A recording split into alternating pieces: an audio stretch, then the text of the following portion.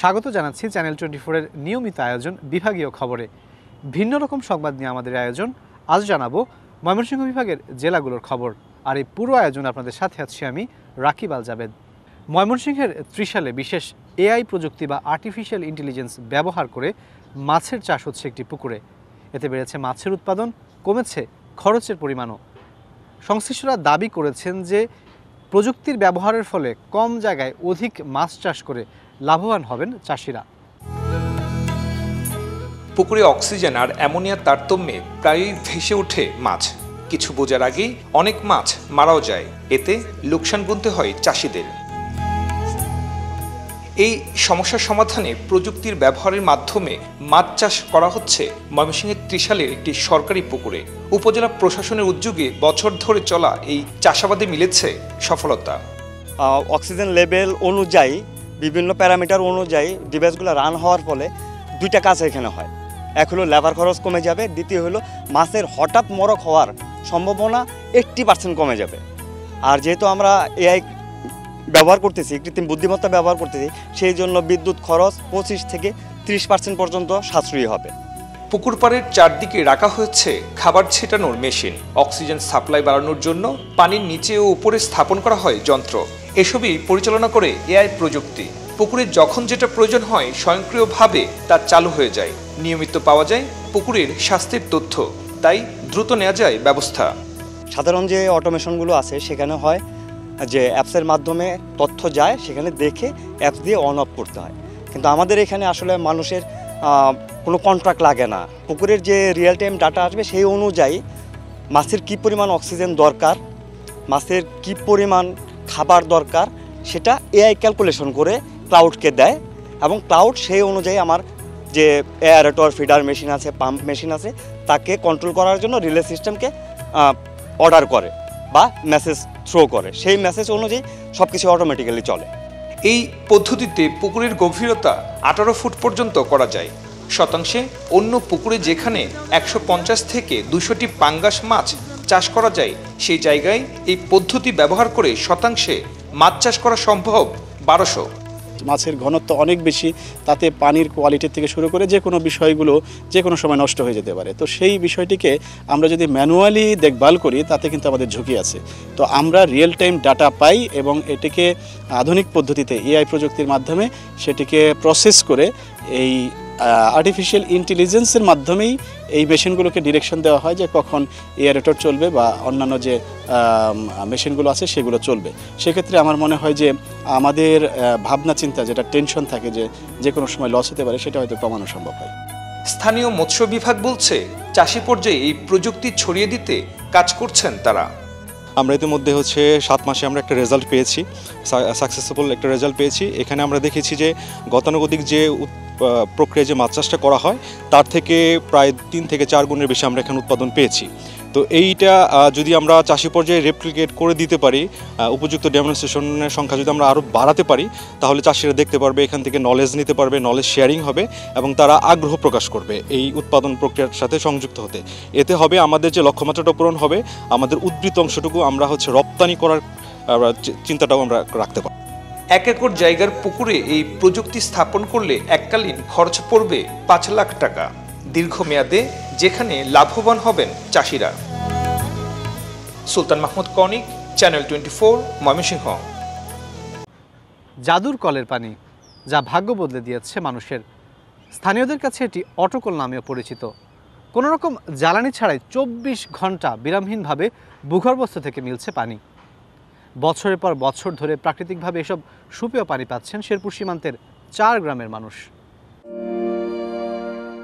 সারা বছর শেরপুরের সীমান্ত এলাকার উচ্চস্থানে সুপেয় পানির সংকট লেগেই থাকে। তবে শ্রীবর্দী উপজেলার 4 গ্রামে মিলছে জাদুর কলের পানি। বছরের পর বছর কোনো জ্বালানি ছাড়াই এখানকার প্রতি বাড়িতেই ভূগর্ভস্থ পানি মিলছে বিনামূল্যে। নিত্যদিনের সাংসারিক কাজ, এমনকি কৃষিকাজেও ব্যবহার করা হচ্ছে এই পানি। শেরপুরের শ্রীবর্দী, ঝিনাইগাতি ও নালিতাবাড়ি এই 3টি উপজেলার সীমান্ত জুড়ে সারা বছর পানির সংকট থাকলেও শ্রীবর্দী উপজেলার রাঙ্গাজান, বালিঝুড়ি, খ্রিস্টানপাড়া ও অফিসপাড়া এই 4টি গ্রামে পানির সংকট দূর করেছে এই অটকল। খাওয়ার পানি থেকে শুরু করে গৃহস্থালির সব কাজে এই পানি ব্যবহার করছেন এখানকার বাসিন্দারা। 1003 মতো পড়ছে, তো আর কোনো খরচ নাই। আঙ্গরে এই পানি দিয়ে খাওয়া দাওয়া চলে, খেতেও তো পানি যেতেছে কিছু 1-1.5 কেজি আবার চলে। এইটা সরকার যদি ইচ্ছে করে সরকার এই পানিটা সংগ্রহ করি, এরপরে এটা অপচয় হইতেছে পানিটা, এরপরে মনে করেন যে এই পানি দিয়েই আবাদ ফসল সব কিছু হয়। এটা সরকার ইচ্ছে করলে এটা সংগ্রহ করি, সরকারি উদ্যোগে সংগ্রহ করি, এটা ঢাকা পর্যন্ত সাপ্লাই দিতে পারবো বা বিভিন্ন রকমের কাজকর্ম করতে পারবো। শুধু তাই নয়, অনবরত মাটির নিচ থেকে বের হওয়া এই পানি চাষাবাদের কাজেও লাগাচ্ছেন কৃষকরা। এই পানিটা ক্ষেতের পানিও চলে, নিজের খাওয়াও চলে। পানিটা আল্লাহ দিলে আঙ্গুর খুব উপকার। এই আনুমানিক 20 বছর থেকে বাড়ি করছি। এরপরে মনে করেন এই টিউবওয়েলটা 40 ফিট পাইপ দ্বারা নিয়ে করার পরে এইভাবে প্রায় 20 বছর থেকে উঠতেছে। এরকম আমরা এই পানি দিয়ে প্রায় 15 কাঠা বা 1 একর জমি আবাদ করে থাকি। 2 ইঞ্চি পাইপ দিয়ে 50 থেকে 60 ফুট গর্ত করে সেই গর্তে 5 থেকে 6 ফুটের ছোট একটি পাইপ বসাতে হয়। এরপর সেখান থেকে অনবরত বের হয় সুপেয় পানি। স্থানীয়রা এই স্রোতধারার নাম দিয়েছেন অটোকল বা জাদুর call. Desk report, channel 24।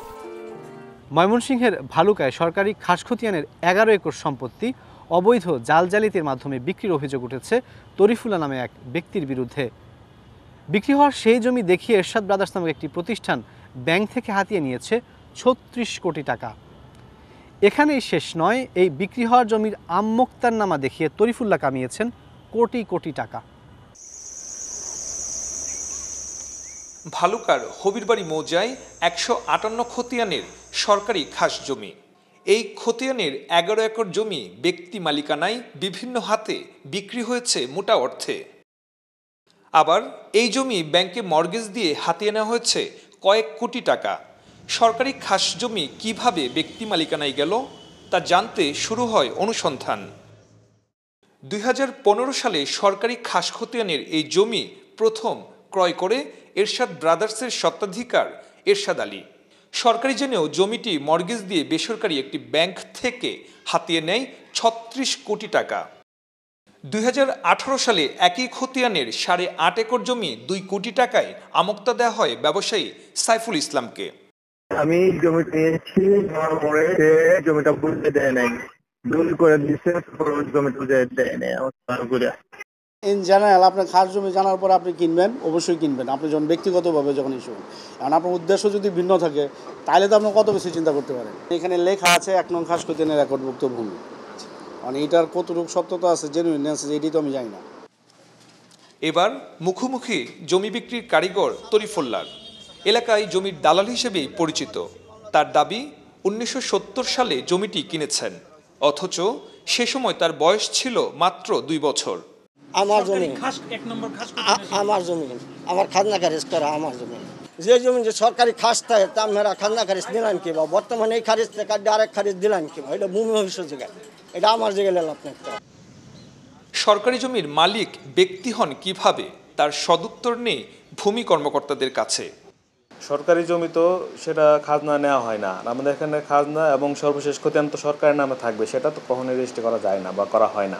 Bhaluka যেহেতু শিল্পাঞ্চল, এখানে মানে ল্যান্ডের প্রচুর মূল্য রয়েছে এবং এখানে জমির পরিমাণ দিন দিন কমে যাচ্ছে এবং গ্রাহকের সংখ্যা বেড়ে যাচ্ছে, যে কারণে এখানে মানে বিভিন্নভাবে ব্যাপক চক্র কাজ করে আর কি, যারা বিভিন্ন জাল জালিয়াতির মাধ্যমে এ ধরনের কাজ করার অপচেষ্টা চালায়। স্থানীয় প্রশাসন বলছে জমি বিক্রির প্রতারক চক্র ধরতে কাজ করছেন তারা। ব্যক্তি পর্যায়ে হস্তান্তর এটা কিভাবে হয়েছে আমরা একটু যাচাই করে দেখতে হবে, এবং যদি কোনো অনিয়ম হয়ে থাকে বা আমাদের মিস্টেক হয়ে থাকে সেক্ষেত্রে আমাদের রেকটিফাই করার জায়গা আছে। অভিযোগ আছে সরকারি এই জমি আরও বিভিন্ন মানুষের কাছে মোটা অঙ্কে বিক্রি করেছে তরিফুল্লাহ। সুলতান মাহমুদ কনিক, চ্যানেল 24, ময়মনসিংহ। অবৈধ বালু উত্তোলনের মহোৎসব চলছে জামালপুরের ব্রহ্মপুত্র নদে। এতে হুমকির মুখে ব্রহ্মপুত্র সেতু, জামালপুর ময়মনসিংহ মহাসড়ক, ফসলি জমি, ঘরবাড়ি সহ সরকারি ও বেসরকারি অনেক গুরুত্বপূর্ণ স্থাপনা। মাঝে মধ্যে এসব অবৈধ ড্রেজারের বিরুদ্ধে অভিযান পরিচালনা করছে ভ্রাম্যমাণ আদালত, তবে এখনও ধরাছোঁয়ার বাইরে রাঘব বোয়ালরা। জামালপুর শহরের পুরাতন ফেরিঘাট থেকে পিয়ারপুর পর্যন্ত ব্রহ্মপুত্রের বুকে অন্তত ৩০ কিলোমিটার এলাকা জুড়ে বসানো হয়েছে অবৈধ ড্রেজার মেশিন। এসব ড্রেজারের মাধ্যমে দিনরাত উত্তোলন করা হচ্ছে বালু, আর এসব বালু ট্রাক, ড্রাম ট্রাক মাহেন্দ্রযোগে বিক্রি হচ্ছে নির্বিঘ্নে। ব্রহ্মপুত্র পাড়ের বাসিন্দারা জানান, এভাবে বালু উত্তোলন অব্যাহত থাকলে বর্ষা মৌসুমে নদী ভাঙন ভয়াবহ রূপ নিবে। এতে করে চরম হুমকির মুখে পড়বে ব্রহ্মপুত্র সেতু, জামালপুর ময়মনসিংহ মহাসড়ক, নদের তীরবর্তী এলাকার ঘরবাড়ি, ফসলি জমি ও অনেক গুরুত্বপূর্ণ স্থাপনা সহ বিস্তীর্ণ জনপদ। জামালপুর টু ঢাকা এই মহাসড়কের ভিতরে এই শরীফপুর ইউনিয়নের আওতাভুক্ত অবৈধ বালুর কারণে আমাদের এই মহাসড়কটা ঝুঁকিপূর্ণর মধ্যে আছে। অবৈধভাবে বালু উত্তোলনের মাধ্যমে আমাদের চরাঞ্চলের জমিগুলা ধসে যাইতেছে, বিলীন হয়ে যাইতেছে। কিছুদিন আর এইভাবে বালু উত্তোলন করলে হয়তো বসত বিড়া পর্যন্ত আমাদের চলে যাবে। এলাকাবাসীর অভিযোগ, স্থানীয় প্রভাবশালীদের একাধিক শক্তিশালী সিন্ডিকেট অবৈধভাবে বালু উত্তোলনের সাথে জড়িত। দেশের রাজনৈতিক পট পরিবর্তনের পর অবৈধ বালু মহলের উপার্জিত অর্থের ভাগবাটোয়ারা এখন হাত বদল হয়েছে মাত্র। তাই প্রকাশ্যে বালু উত্তোলনের মহোৎসব চললেও কেউ প্রতিবাদ করতে সাহস পান না। সম্পূর্ণ ভাঙ্গে নদী নিয়ে গেছে বালু তুলে, তা বালু উঠায় দুদিন নিয়ে যাতে আমরা খামু কেমনি? আমার নাতি পুত আছে, আমরা আছি, সবাই খাবো কি? আর বাড়ি ঘর উঠাবো কোনো খেয়ে? আমাদের এই ব্রহ্মপুত্র নদী হতে অবৈধভাবে যারা সরকার কর্তৃক ইজারার বাহিরে এভাবে বালু উত্তোলন করে কৃষি জমি, আবাদি জমি সহ কৃষকের মুখের হাসি বন্ধ করে দিয়েছে। এটা আমরা শতপুষ্টভাবে যারা কৃষক আছি আমরা এটা প্রতিবাদ জানাই। এত মতো না করতেছে, বালু যুগে তুলতেছে, আমাদের কথা মানতেছে না, এবং তার মনে করেন কথা মানতেছে না, মারবার আহে, কথা বলে বাইরে বার আহে। যখন বালু তুলতে আসে তখন ওই প্রশাসন দেখলে চলে যায়, যান প্রশাসন জায়গা তার বালু উঠা। এখন আমরা বালু জানি আর না তুলতে পারে, আমরা যেভাবে যদি থাকতে পারি, বাঁচতে পারি, এইভাবে যাইটাই আমরা চাই। সুশীল সমাজের এই প্রতিনিধিরা বলছেন, জেলায় কোনোভাবেই অবৈধ বালু উত্তোলন বন্ধ হচ্ছে না। এ বিষয়ে প্রশাসনের ভূমিকা নীরব বলে জানান তারা। অবৈধ বালু উত্তোলন কোনোভাবে বন্ধ হচ্ছে না, সেটা দিন দিন আরও বৃদ্ধি পাইতেছে। বিশেষ করে এই যে 3 মাস, এই 3 মাসে শুধু লোকগুলো পরিবর্তন হয়েছে। আমাদের ব্রহ্মপুত্র সেতুর একদম নিকট থেকে 2 পাশে বালু উত্তোলন করা হইতেছে, যেটি সম্পূর্ণ আইনের লঙ্ঘন। আর পাশাপাশি আমরা বলবো যে প্রশাসনের যে ভূমিকা সেটা অত্যন্ত রহস্যজনক। প্রশাসন এখানে দেখেও না দেখার ভান করতেছে। আর অবৈধ বালু উত্তোলনের কথা স্বীকার করে জামালপুর সদর উপজেলা নির্বাহী কর্মকর্তা বলেন, প্রশাসনের পক্ষ থেকে নিয়মিত অভিযান চলছে, জরিমানাও করা হচ্ছে। অভিযুক্তদের বিরুদ্ধে দ্রুত ব্যবস্থা নেওয়ার আশ্বাস দেন তিনি। আপনারা জানেন যে বালু মহলগুলোতে ইতিমধ্যে আমরা বেশ কিছু অবৈধ বালু উত্তোলনেও আমরা অভিযান পরিচালনা করেছি। প্রায় 5 লাখ টাকার মতো জরিমানা করা হয়েছে। আমাদের ইজারাভুক্ত বালু মহলের বাইরের যে অংশগুলোতে অবৈধ বালু ব্যবসায়ীরা অবৈধভাবে বালু তুলছে, আমরা নিয়মিত অভিযান পরিচালনা করছি এবং ভবিষ্যতে আমরা শেরপুরের সাথে যৌথভাবে আমরা আইন শৃঙ্খলা বাহিনী, আর্মি, বিজিবি এবং পুলিশ নিয়ে যৌথ অভিযান পরিচালনা করার জন্য আমরা কমিটেড আছি। বালু খেকোড়া হাজার হাজার টন বালু সড়ক মহাসড়কের পাশে স্তূপাকারে রেখে দেয়, পরে সেখান থেকে প্রকাশ্যে বিক্রি করে। অবৈধভাবে বালু উত্তোলনকারীদের বিরুদ্ধে স্থানীয় প্রশাসনের অভিযানের পর 2-1 দিন কার্যক্রম বন্ধ থাকে, পরে ফের তারা আটঘাট বেঁধে মাঠে নামে। Desk report, channel 24। নেত্রকোনার মাটিও পরিবেশ বিবেচনা করে নানা রকম ধান বীজ আবিষ্কার করেছেন গবেষকরা, যা এখন চলছে পরীক্ষামূলকভাবে চাষাবাদও। মূলত কৃষকদের কষ্টের ফসল প্রাকৃতিক দুর্যোগ থেকে রক্ষা করতে এবং দেশকে খাদ্যে স্বয়ংসম্পূর্ণ করতে হাওড় অঞ্চল সহ নেত্রকোনার কৃষকদের দেয়া হচ্ছে নানা প্রশিক্ষণও। হাওড় সমতল আর পাহাড় ঘেরা নেত্রকোনা জেলার 10 উপজেলায় ধানের আবাদ হয় ব্যাপক। তবে নানা প্রাকৃতিক দুর্যোগের কারণে ধানের ফলনে প্রায়ই ব্যাঘাত ঘটে, যে কারণে গবেষকরা এই অঞ্চলের মাটি ও পরিবেশ বিবেচনা করে ধান বীজ আবিষ্কার করছেন, যা পরীক্ষামূলক চাষ হচ্ছে নেত্রকোনার হাওড়গুলোতে। ফলন ভালো হওয়ায় কৃষকরা ঝুঁকছেন ব্রি 75, 82, 87 সহ নানা জাতের অল্প জীবনকালের ধানে। এ ধান চাষের পাশাপাশি একই জমিতে রবি শস্য আবাদ করতে পারছেন কৃষকেরা। না কইছে ধানগুলো যে দিছে এই বছর খুব ভালোই 87 বীজ আমরা দিছি, আমরা এনে লাগাইছি, ফসল আলা দিলে ভালোই হয়েছে। আমরা আশা করি আরও করার ইচ্ছা আছে। আমরা গতবারে থেকে এই বছর ধান ফলন খুব ভালো হয়েছে। অফিস থেকে দুদিন আমরা কিছু সাহায্য করে তাহলে আমরা ফলন খুব ভালো হবে। ধান গবেষণা ইনস্টিটিউটের গবেষকরা জানান, নেত্রকোনার কৃষি পরিবেশের উপর গবেষণা করে নানান জাতের ধান আবিষ্কার করা হচ্ছে। আমাদের এভারেজ ফলন আছে 6 টন, কিন্তু এখানে বলা হয় 6.5 টনের বেশি হয়ে গেছে।